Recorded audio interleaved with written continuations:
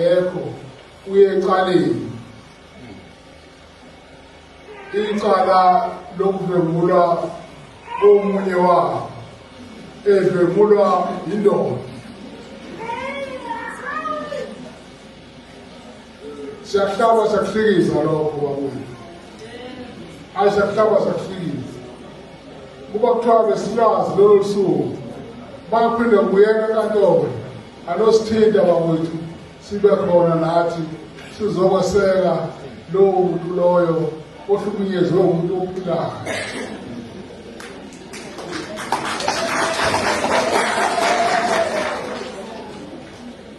Ngoba sifanele ukuba sibeseke.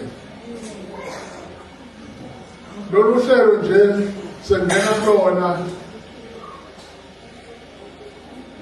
lokunikezela ngalezi zihlalo ezihambayo uhlelo lolu esibona ukuthi ngoba phela nabo bayakhunjulwa unyaka nonyaka.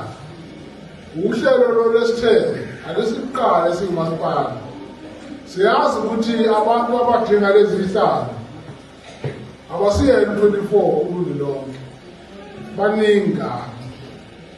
Kodwa sithe okwamanje ake siqale ngalabo aba-24 ukuze sinikeze umuntu oyedwa kuwona wonke amawadini.